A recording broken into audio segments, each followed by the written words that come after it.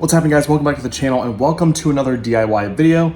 This is my 2023 BMW G80 M3 Competition X Drive in the beautiful British Racing Green. Recently bought this car. If you guys haven't seen those last few videos, definitely go check them out. But today's video is kind of a continuation of my last one where we are installing EBC brakes, compliments of the guys over at Keys Motorsports. Huge thanks again to them for sending this over to me. My last video, we did an install on how to do the rears and a pretty simple install process. I will say the fronts I think will be a little bit easier, so I'm gonna take you through what that looks like in today's video. Let's get to it. Once again, huge shout out to Brian and the team over at Keys Motorsports. We've got some EBC carbon ceramic brake pads that we're gonna be installing on the fronts today. So this is what it looks like when you get it. Obviously, the brakes are pretty large and they put off a ton of brake dust, as you guys can see. So we're gonna eliminate probably about 80% or so of the brake dust from the stock pads. And from what I've heard, these will produce no noise, because if you guys didn't already know, the stock G80 brakes are extremely noisy, and for this being a $100,000 car, it is a little bit embarrassing coming to a stoplight and all you hear are brakes squeaking. So this is gonna really eliminate the sound, as well as hopefully put off a little bit better bite and produce less brake dust, which is super important for cleaning purposes, obviously. I did mention this in my last video, but I went with the EBC RedStuff, and so as you guys can see here in the box, they have a variety of different pads that all vary depending on what you're trying to do with the car. So mine is gonna be RedStuff, so this is gonna be fast street, low dust, and not typically for race use. Again, this is gonna be a daily driven car, so I didn't wanna do anything too aggressive, but as you guys can see, they have much more aggressive options as you go down the list here. So depending on what you're doing with the car, if you're gonna daily drive the car and do some spirited driving, I think the RedStuff is gonna be the way to go for you guys. So this is what the car looks like, and I'm gonna go ahead and show you how to do this. We're gonna start here on the passenger side. The driver's side should pretty much be the same install process, but I'm gonna go ahead and jack the car up, take the wheel off, and we'll get started. All right, so as you guys can see here, we've got the wheel completely off here. What we need to do first is work on these pins. So these are kind of retaining pins that hold the pads in place. So there's one here and one here. And really all you need to do, we're gonna push it that way towards the car. You're gonna need a little punch or a screwdriver. Just be very careful, and a hammer, and we're gonna carefully tap this out. So you can see it releases. You don't need to go crazy, just be careful.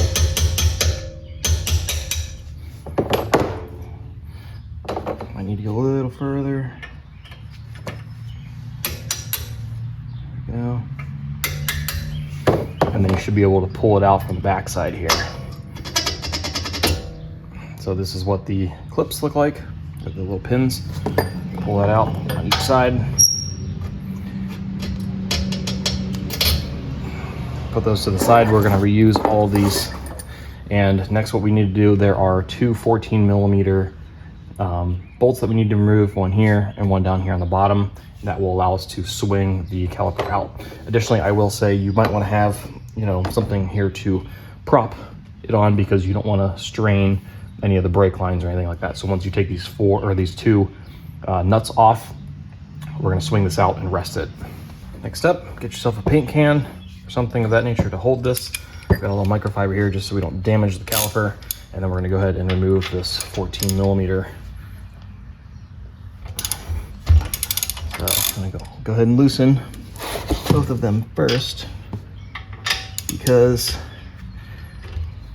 I don't want it to swing out on me on its own. There we go. So remove both of these. It shouldn't drop on its own, but you never know. Okay, so 14mm, remove those. And now we can work on getting this out. If you need a rubber mallet, that might be helpful as well. So a rubber mallet will come in handy for this portion here.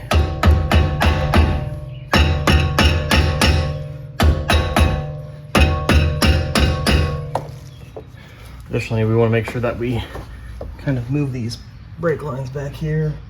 Make sure nothing's really in the way. All right, so we should be good. Yep. All right. Proceed.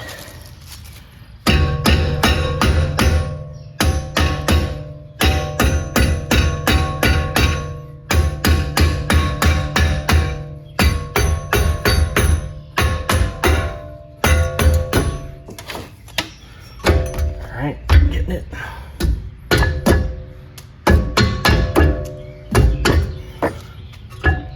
Okay, a little further. There we go. All right.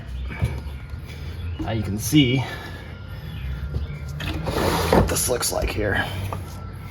So as you guys can see, the pads are already starting to come out on their own.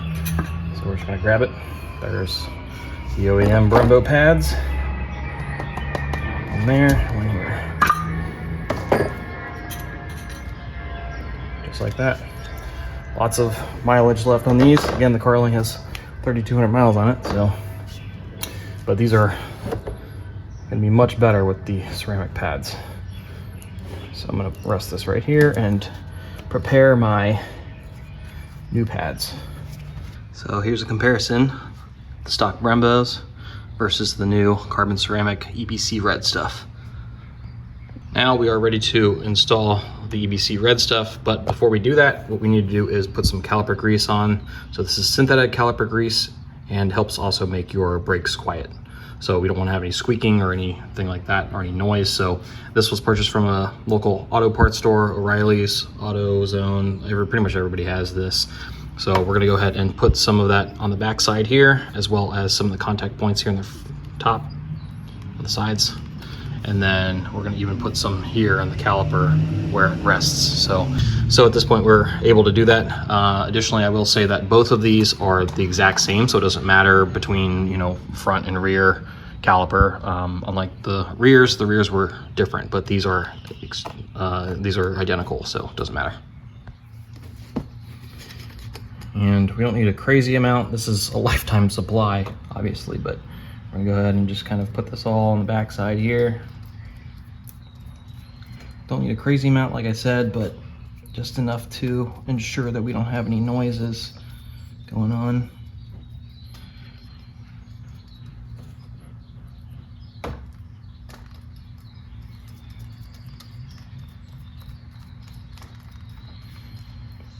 And this might be too much. Either way, I think it's gonna be fine. And then I'm gonna, like I said before, I'm gonna put some down here on this, and on this side. You wanna make sure you don't get it on the actual pad, on the front side of the pad here.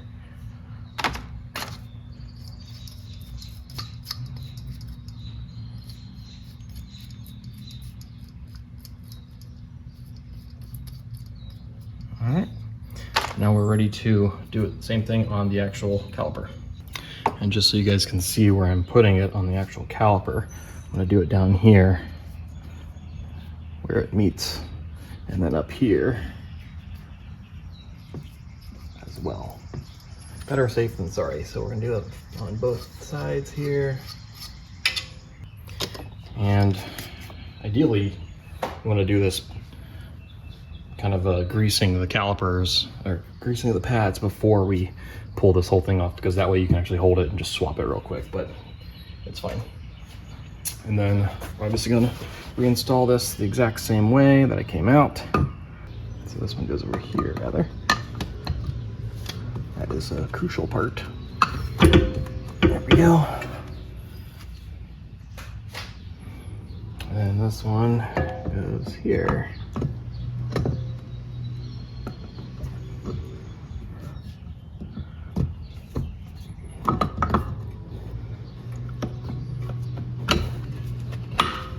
There we go.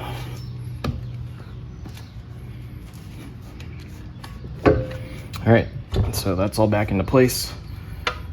Now we can literally go ahead and reinstall at this point.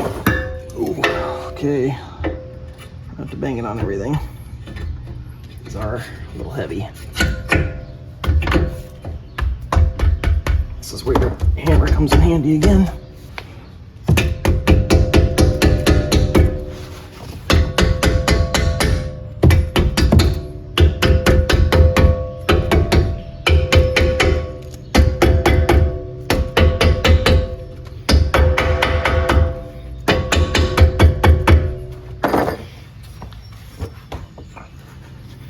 All right, make sure it's all the way on.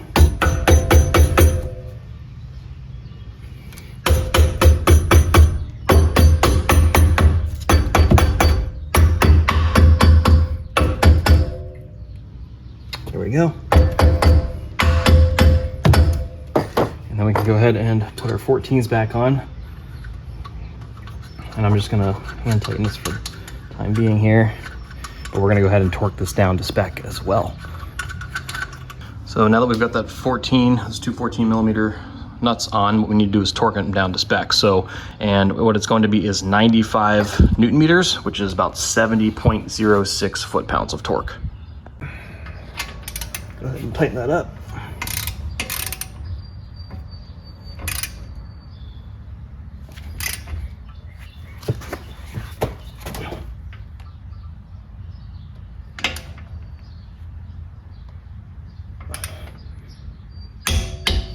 There we go. And the bottom one.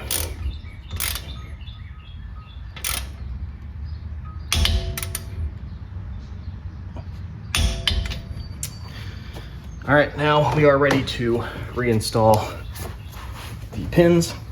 And so what we need to do is get them to line up, which is a little bit difficult because it has to go through this hole, through the pad, through this pad, and through this hole.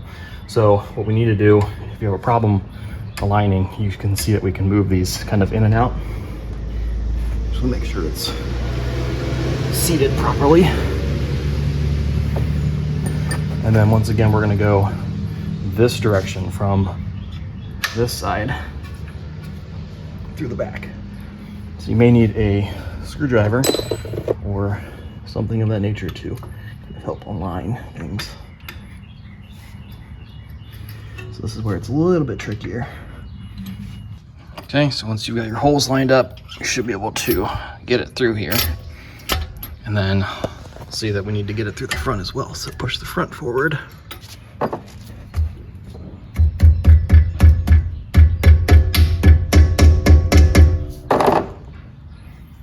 Go.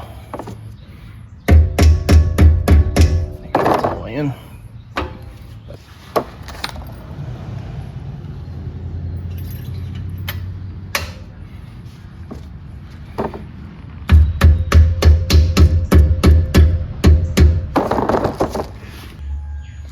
All right, so that just about wraps up this side.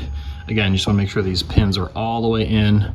Should be pretty much nearly flush in the back. And I even took my punch and made sure I hit it from the back side just to make sure it was all the way in. And yeah, so once we've got these tightened, these pins back in, this side is wrapped up and good to go. So now we can move on to the driver's side. Now working on the driver's side. So again, process is the exact same. The only difference, this has a brake wear sensor in it. So I will show you guys how to remove that here in a minute. Okay, so we're here on the driver's side and I almost have the caliper off, but I want to show you guys the differences here between the driver's side versus the passenger side, since this one does have the brake wear sensor, which you can see comes down here and goes around to the back side here of the caliper, which you can't really see from this point of view, but it's down here. So what we need to do is release some of the tension off of here. And so what we need to do is kind of pull it off of these little grommets, or off of the little brackets here. So just grab it, pull it off like that on there, one here, just so we don't have a bunch of tension. And down here, what we need to do is pull it out, but what I'm gonna do first is actually pull the caliper out and then try to remove it. So this is a view here of the caliper off. So I have not unplugged the brake wear sensor yet, but it's on the inner pad here. So go ahead and pull out this one here. And then this one here, you'll see that it is attached down there. So what you need to do is kind of take a flathead screwdriver and just kind of put it in between there and it'll separate. All right, so basically what I'm going to do here is take my flathead, tiny flathead here. I'm just going to put it in between. It'll be hard to see this, but basically just need to pop it out. I wouldn't recommend pulling on it, but I would advise that you take a little flathead like this and push it out. So that's where the carrier is on that one. So, and then this will just go back through, feed through. At this point, I've got grease on my calipers, or on my pads, so I'm gonna go ahead and grease the insides here as well, like I did on the other side, just to prevent any noise. Scrape off any excess that you might get on the piston or anything. All right, and then we can go ahead and reinstall our pads, our new pads, just the same way as we did before, but this time we're going to make sure that we've got our brake wear sensor coming through the back side here. We can install this after the fact. I think that might be easier because I'll be able to see a little bit better. So I'm just gonna keep that out for now, but gonna go ahead and reinstall here. Let's see, this is gonna go on this side. So again, process is gonna be the same at this point. So this might be a little bit hard to see, but moving on to the brake wear sensor again. To reinstall, like I mentioned, we can do this after we put the caliper back on, so I don't have it fully on, but you'll see that we have access to this little slot back down in here where we initially removed it from. And so you just need to line it up and push it on, and it'll eventually click into place. But that's where it goes.